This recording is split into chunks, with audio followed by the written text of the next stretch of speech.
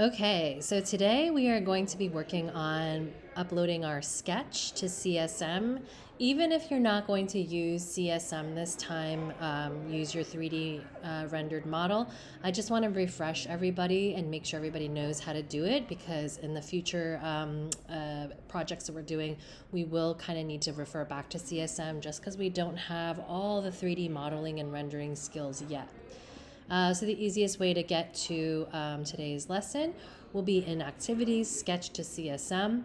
We've done this once before, so there's actually no design guide for today.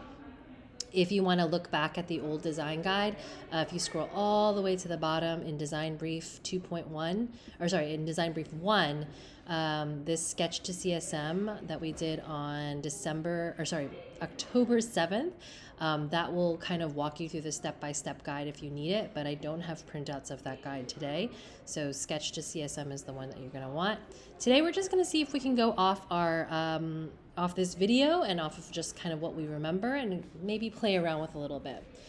So the first thing you want to do is you want to head to monday.com, make sure that you're logging into CSM today.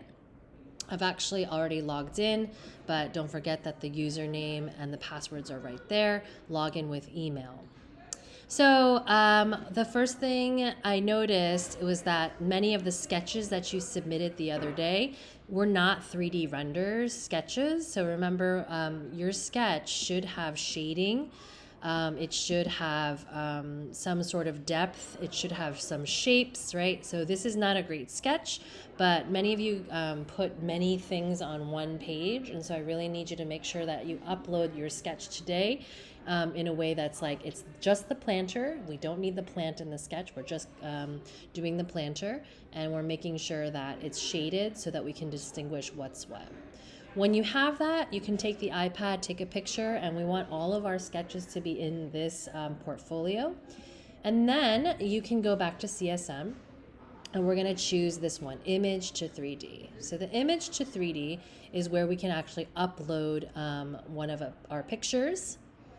And so once you've downloaded that image, you can go ahead and upload it. And the reason we want to do this is because we want to kind of use the 3D modeling to enhance our sketches. Because right now I can see visually, right, as it analyzes my picture, it's like, okay, it's got these things, but it doesn't have high quality. It's not sharp focus, depth cues, or correct pose. I'm also noticing like it's not straight, and I would like a planter that's going to be straight. So the first thing you might want to do is just tell it what you want. So I said, make this an egg-shaped hollow container with rounded feet. I can also talk about the material.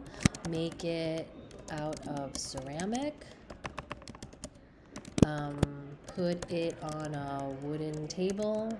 It doesn't really matter the backdrop, but I just want to make sure that it understands that I want it hollow. And let's click next, and let's see what kind of image prompts that will help to create maybe a slightly more renderable image. When I say render, I'm talking about creating a 3D model that we can rotate, download it as an STL file, and upload to CSM. Okay, so it has made a sketch. It's a little bit clearer, but I notice it still is a sketch. So I'm going to say, make it realistic. Make it out of ceramic. I think that's what I want my planter to be.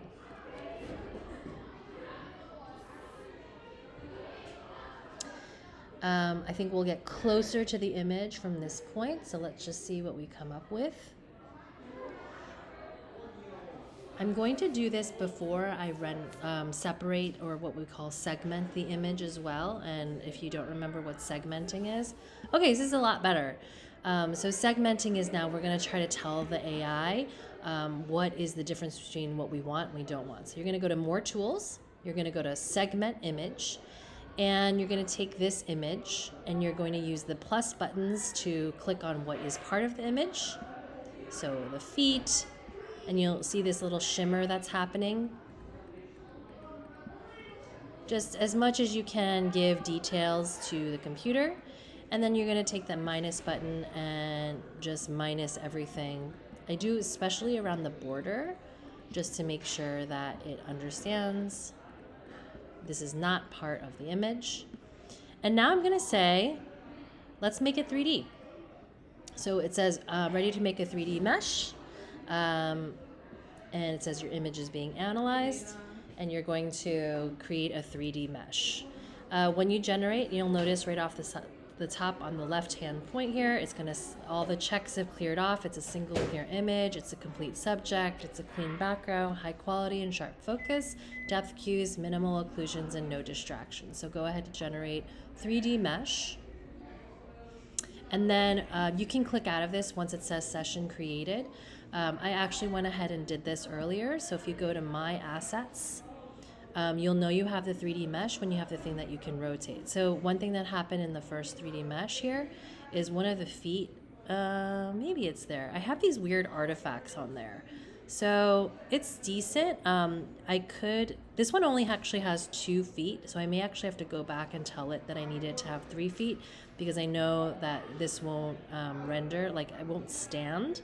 So that's maybe one thing I'll have to model, but you can see we've got a 3D mesh. So I am gonna have to go back to the drawing board to make sure that it has 3 feet. But once you're done with it, you're going to click on download, and you're going to download it as an OBJ. I think we could do an OBJ file. You can also do an STL. So the OBJ file or STL are both readable by TinkerCAD. So go ahead and download that. I think we did OBJ last time. And then, yeah, you can download it, and then you can upload it to Google Classroom, and that will be today's assignment. So again, even if you're not planning to use CSM, I just want everyone to refresh and remember the skill, and also know how to fix it, right, when we have problems that come up. So good luck.